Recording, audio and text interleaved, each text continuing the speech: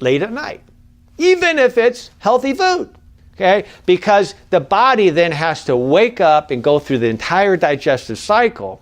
You want the body to have a fasting period where during that fasting period, the metabolism literally has to dig into your own fat tissues, so that removes that harmful excess fat, especially centrally in the midsection, but all throughout the body, that harmful fat that promotes insulin resistance, especially in the liver, okay, is being removed and converted into healthy ketones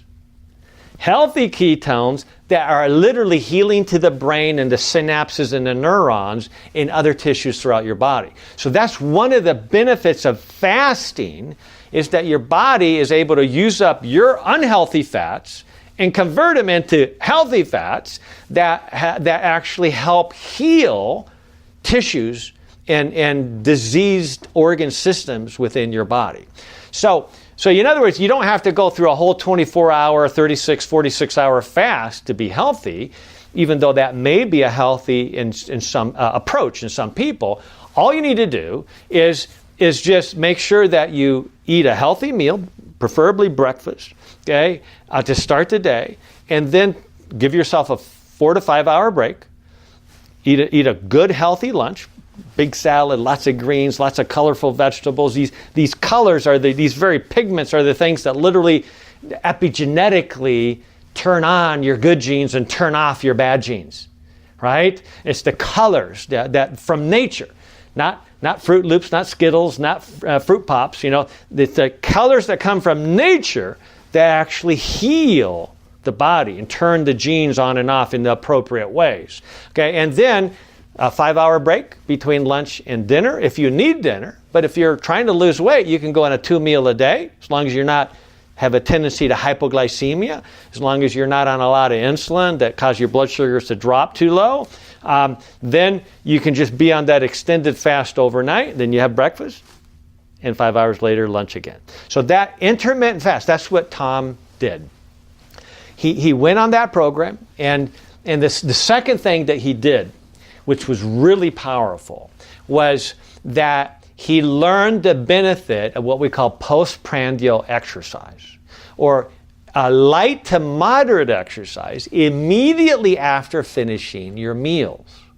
So what happens is that a lot of people say, well, I'm going to wait. I'm going to read the paper, take it easy for an hour, and then I'm going to go exercise. Problem is that if you wait to do your exercise for an hour after your meal, your blood sugars have already peaked to the highest level they're going to get to. And so one of the goals to prevent this caramelization, this glycotoxicity that occurs throughout the body because of high blood sugars, is don't let your sugars get high in the first place.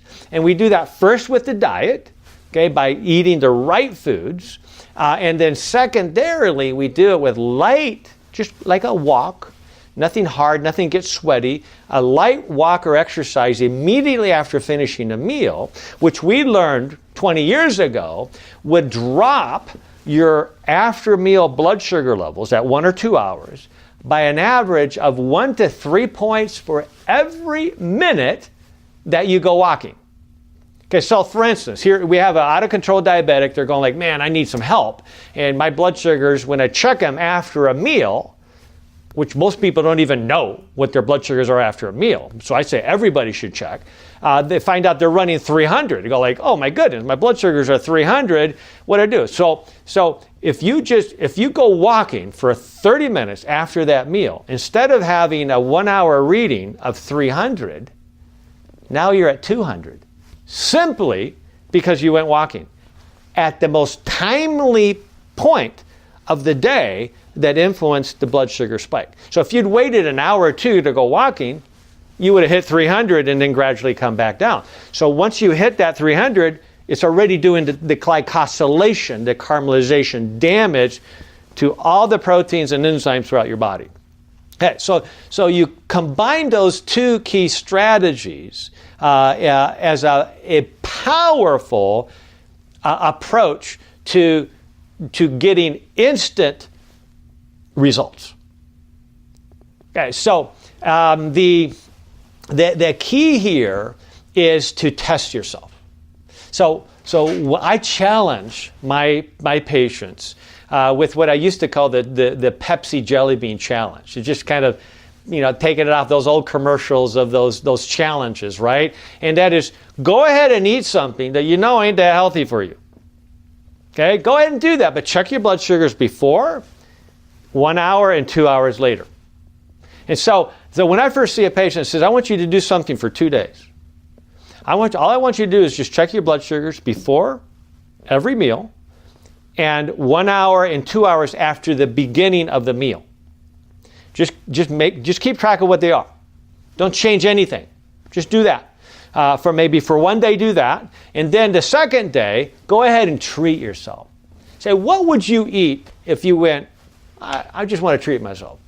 Because everybody thinks that for some reason, we should have a cheat day every week or every day, right? So we should just eat whatever, right? So find out what happens to your blood sugars if you do that. So I actually tell people, I had a patient do it this morning. They had a pancake, feast. Okay? Pancake syrup. Okay. So it's one of the things that we got to be careful in the plant-based community or the vegan community. Pancakes and syrup, right? No bacon, no animal products, but it's horribly refined carbohydrates. It's not that carbohydrates are bad. It's just that these are horribly refined forms of carbohydrates that are going to spike your blood sugar no matter what, right? And so I have them eat that and check their blood sugars an hour later, 2 hours later. Okay, and when they do that, almost everybody will go like, whoa. In fact, I find a lot of people for the first time know they're diabetic by just doing that test on themselves. So I just eat whatever you would be tempted to eat at some point and see what impact does that have on your blood sugars. Then, after 2 days of that testing, okay, what I would actually recommend first is all you do is just keep doing what you're doing, but just add light exercise after every meal to look at the differential in that 1 and 2 hour blood sugar based on light exercise immediately after the meal. Not that exercise is the most important strategy. It's just that it's the simplest thing to incorporate to show them, wow, I can get quick success just by getting that light exercise in after the meal. And then once they get that success, okay, now we're going to do the real important part, which is let's now change the diet. So we combine the exercise with the optimal diet, and we see the blood sugars go from 300-400s to optimal values many times in less than a month. Okay? But we have to combine these strategies to be effective. The reason the average adult has prediabetes is because the muscle cells, the tissues of the muscle and the tissues of the liver are basically saying, we don't want any more sugar. Okay? You eat that sugar, you eat that refined carbohydrate, we don't want it. So why would the liver and the muscles say, we don't want any more? Well, because they already got all that they need. They got their stores are full, and they don't want any more. And so they literally remove the insulin receptors from the cell membrane. They just take them out. They said, no, it's basically like the shop owner said, stop delivering this product to me because I'm not selling enough of this. Okay, and so they literally lock the doors. And that's what we've referred to as insulin resistance. The muscle in the liver just saying, no mas, we don't want any more. So what could we do to convince the muscles to want more sugar out of the blood? And so that begins our understanding of reversing insulin resistance. As soon as we start activating the body through different forms of exercise, the muscle nucleus, the wisdom, the master of the cell, goes, whoa, if they keep doing this exercise, we're going to run out of the sugar fairly soon. So we're now going to be unlocking those doors. We're going to be putting those receptors for insulin back into the cell membrane. So even a lower level of insulin that's produced by the pancreas will still activate that transfer of sugar from the blood into the cell where it should be. See, so there should be a healthy transfer of that. When those doors get locked, that's when the sugars in the blood build up because they got nowhere to go. And so that can happen in the brain as well. And that's one of the main drivers of Alzheimer's. Okay, is when the brain cells are so resistant to insulin that the cells can't get sugar to go into the cell, to the neuron, and the neurons just start atrophying. They just start dying. They starve because of that problem. Okay, so the first step is to activate the body, get it moving again. But an even more critical step is addressing the diet itself, because it's the chemicals, the plant-based chemicals, the phytochemicals in whole plants that actually turn down inflammation. So when you lower inflammation systemically throughout the whole body, that causes the resistance to insulin, the electromagnetic resistance to insulin that is caused by inflammation to dissipate. And now that insulin receptor is more sensitive to the insulin that's being made. Because otherwise, the only option the pancreas has is to make more insulin. So that's why most of us, I believe roughly 80% of adults in the Americas are living day to day with a significantly excessive level of insulin being produced, because that's what the pancreas needs to do in order to try to bring the sugars down to a reasonable level. And even then, the average person is pre-diabetic.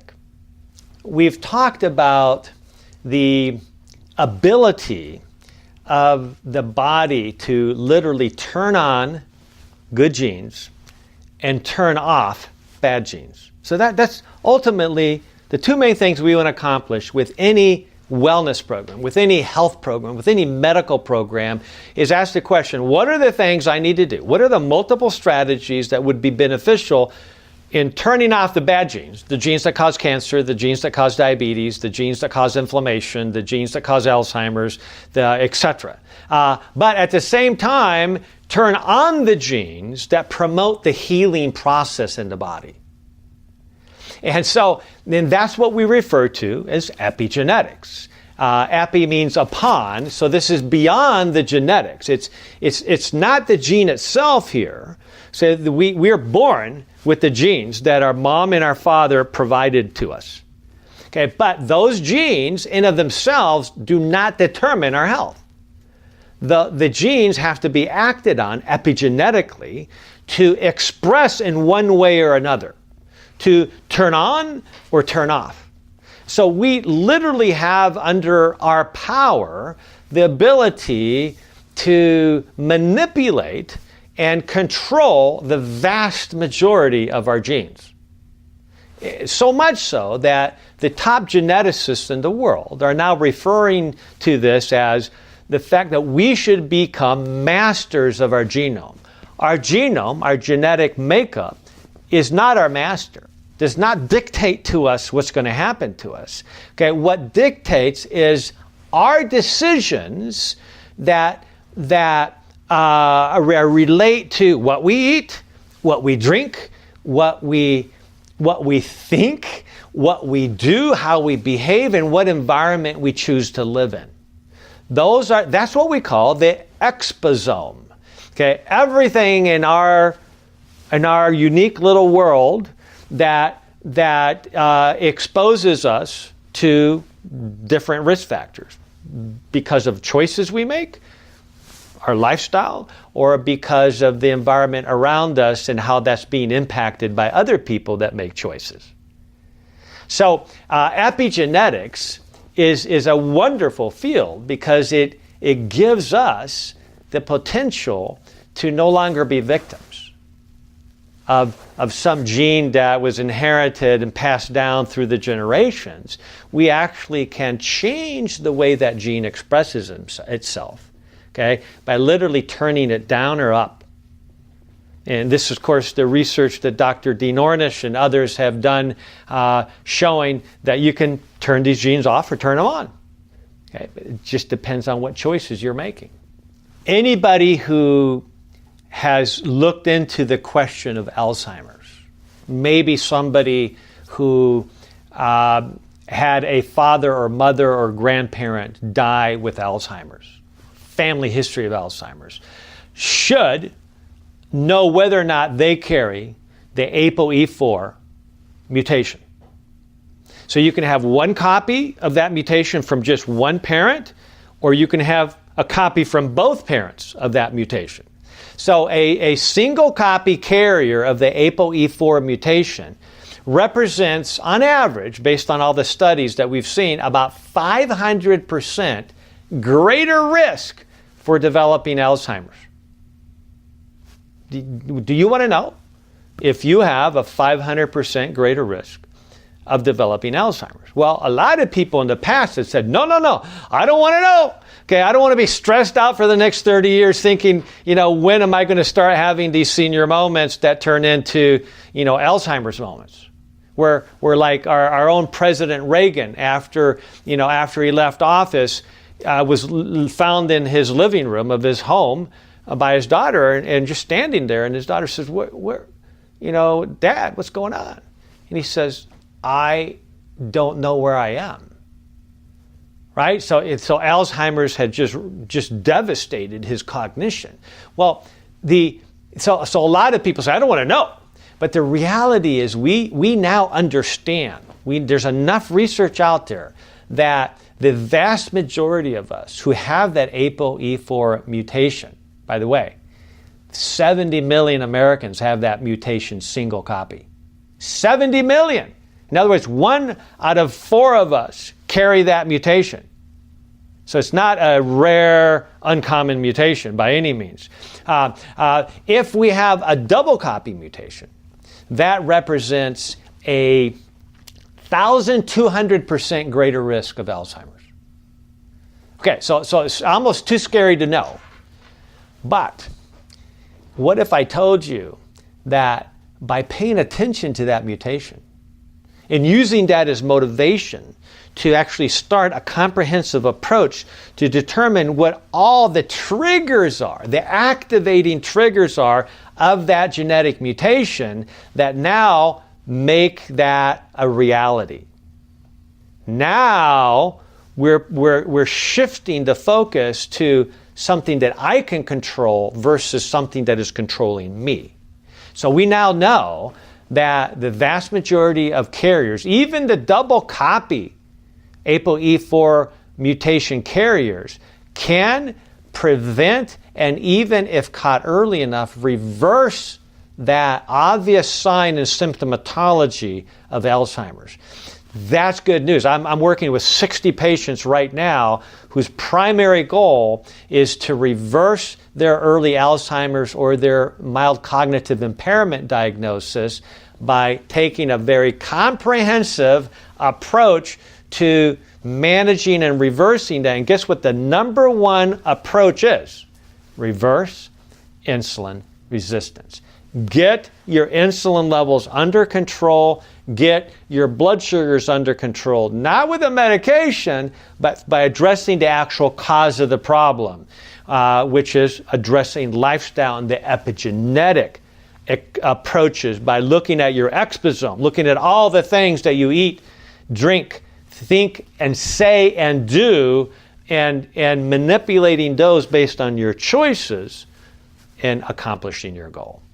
The plant-based diet is critical. In fact, I would say that the diet is one of the game changers when it comes to diabetes or of the pancreas or diabetes of the brain, Alzheimer's. So the key here is to recognize that even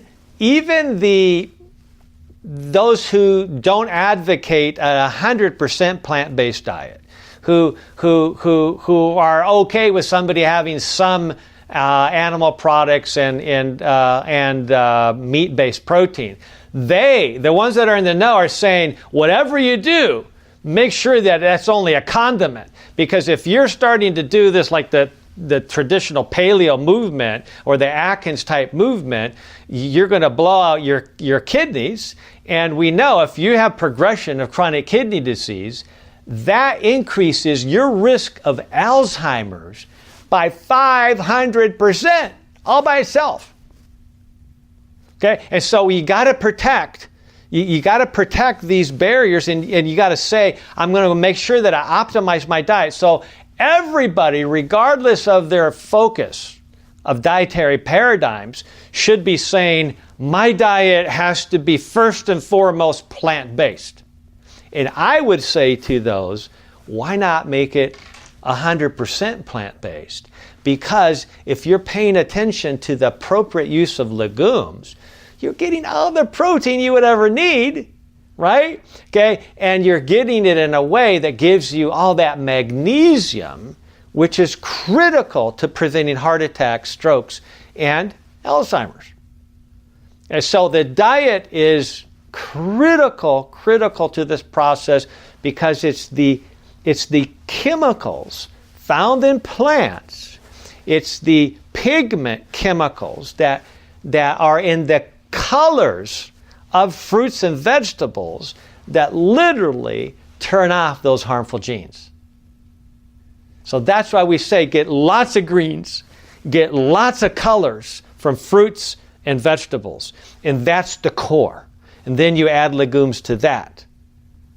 You got a great diet that's satisfying and that actually reverses disease almost in every case. There's a lot of discussion about fats. And there's a movement that's promoting that we should get more saturated fats from the animal products. And that I completely disagree with.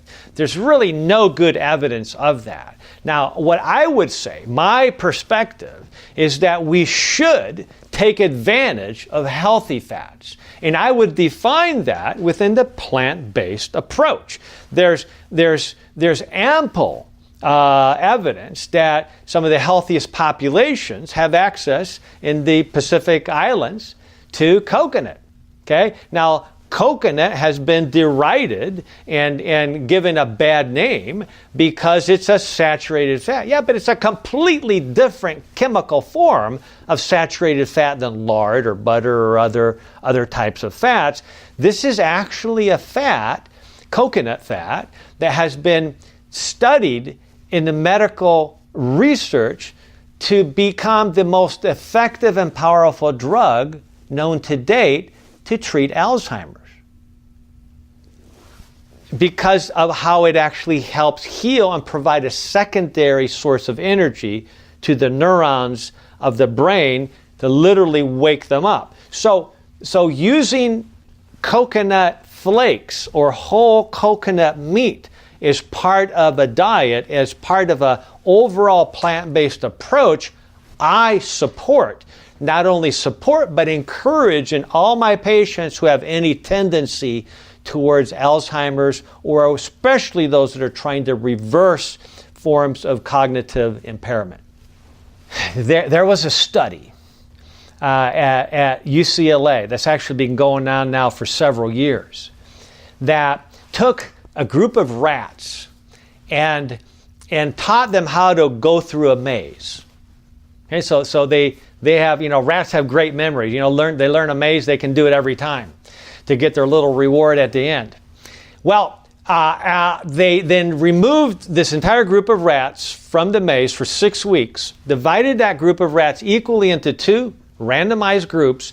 They both received the same diet, but one group was given water and the other group was given water that was laced with, believe it or not, fructose corn syrup. High fructose corn syrup, or basically sugar made with high fructose. So that was the only difference. Kind of like a diluted soda is what it was. So for 6 weeks, that group of rats got exposed to that. Well, when the group that was just exposed to water was put back to the maze, they go like, oh yeah, I know where I am, through the end of the maze. The other group of rats that had been exposed to the same diet, but were getting fructose in the form of refined fructose, high fructose corn syrup, they literally stood in front of that maze kind of like deja vu. Like, I know I've been here before, and it took them twice as long to get to the end of the maze. Just because they'd had fructose in their water, kind of like a diluted soda, for just 6 weeks. The researchers basically said to the students at UCLA, if you consume refined sugars, and especially the refined, processed, high fructose corn syrup type sugars, it makes you stupid in just 6 weeks. That's what they're basically showing. And they actually measured the epigenetic changes in expression of genes in the brain, and they found that hundreds of genes in the brain had been modified in their expression to basically create a cognitive defect. And so I can tell you from my own personal experience with patients that those who have already experienced some level of dementia, they now tell me, if I go off the diet even one day, these are people who have dementia, right? And just for one day, and they say, well, the grandkids want to have a party, come on, let's just have some fried taquitos and a soda or something. They say it'll take them a week before they come back to the level of cognitive ability that they had built up to over the preceding months. And the next day, they're like stumbling all over their words, they can't focus, they can't concentrate well, they have major brain fog, they literally have been exposed to a dementigen.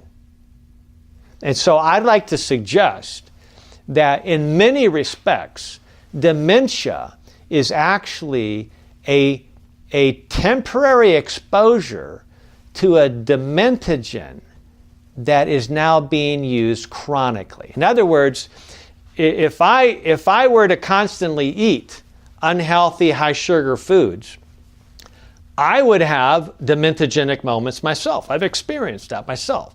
Okay, and so if I just insist on I'll eat what I want, I like it, so I'm going to eat it, then what's going to happen? That means every day I'm going to have a certain level of dementia that I otherwise would not have.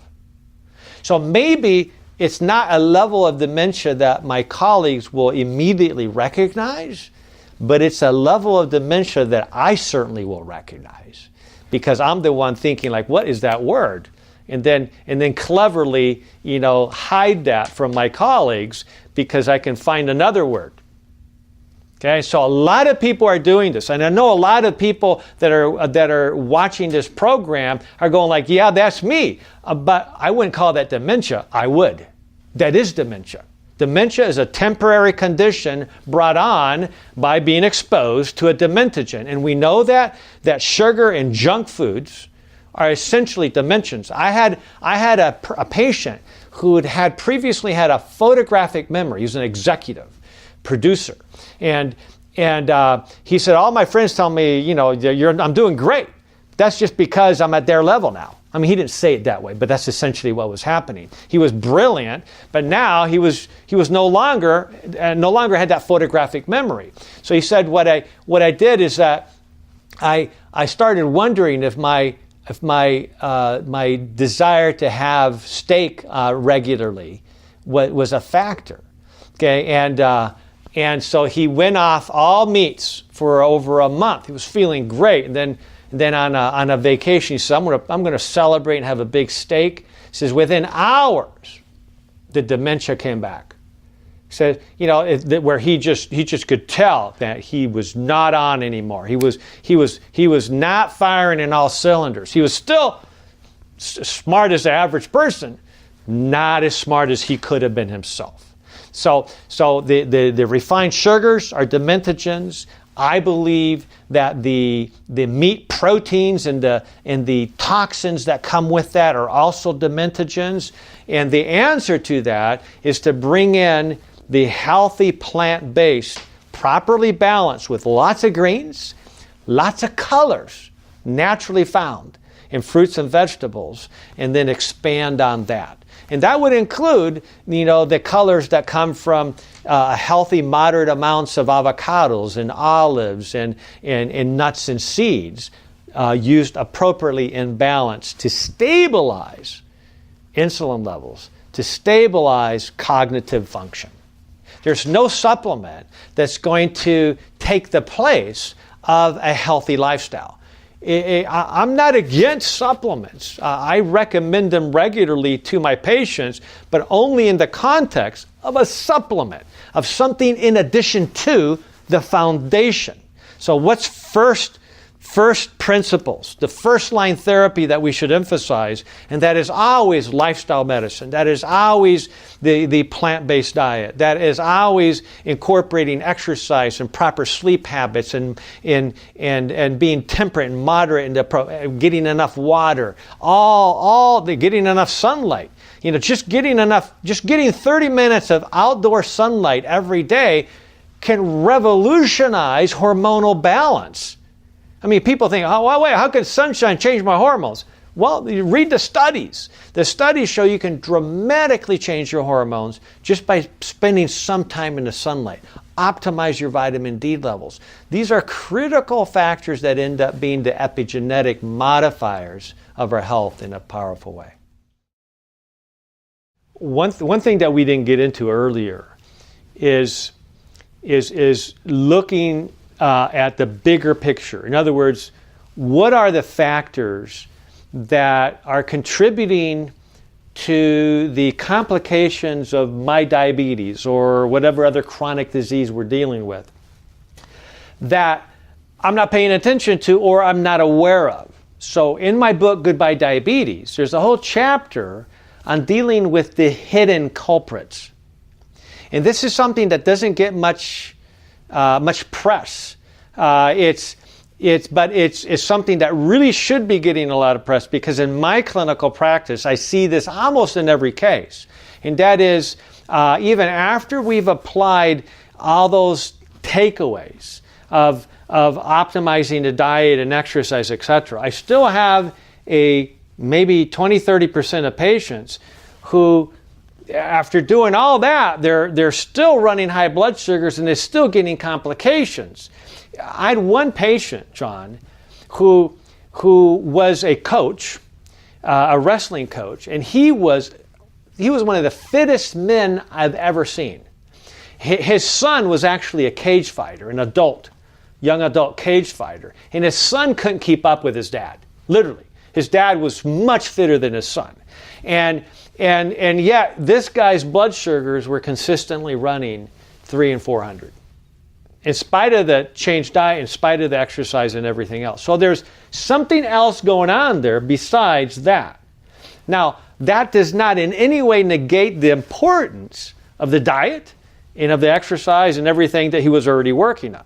What it does say, though, is that those things for him and for many others are not in of themselves adequate enough. There's something else that has to be dealt with. And that's when we get into the issue of autoimmune problems that are related in part to toxins or to in low-grade infections. In fact, I believe all autoimmunity boils down to some combination of toxicity, susceptibility to those toxins, or a toxicity that's coming from a low-grade infection that's generating biotoxins. So in my practice, I frequently will look at those things and get serious about evaluating that and helping figure out what needs to be done to address that, while I'm consistently working on the fundamentals that we've addressed. Yeah, because I've heard about things like dioxins and glyphosate and which I didn't even know is Roundup. I know what Roundup is. Yeah. That's glyphosate. Yeah. That is. I had no idea it's everywhere. Yeah, and for instance, see, not everybody has the same level of sensitivity. Okay. So that's part of epigenetic. Yeah. So it's actually part of the genetic study. So genomically, we can do tests on our patients where they can get comprehensive genetic studies, even with just a saliva sample, and we can look for the genes that relate to, for instance, the breakdown of pesticides. And so if you have, for instance, the PON1, I call it the pony gene. I visualize a pony running through a toxic waste dump with barrels of pesticides that are leaking. Okay, so PON1 mutation, if it's a double copy mutation, that person's ability to break down pesticides appropriately is greatly compromised. So that means that even if they get exposed to 1/10 of the pesticides that I get exposed to, they're going to be in trouble. So, I mean, this is why it's so important. I get it now. So I could go, let's say I might be able to get away with some food that's not organic. Right. And somebody else, they can't, as soon as they just go all organic, they all of a sudden start getting better. Exactly. And so one of the genes in question there is the pony gene, the PON1 gene. And so that's why I do genomic evaluations on every patient, because everybody's different. You know, it's not a one program fits everybody. It's let's find out what's uniquely, what you are uniquely at risk of. Okay, and then address those biochemical pathways. Here's the beauty of genomics. Once we know where the mutation is, we know exactly the compromised area of your biochemistry.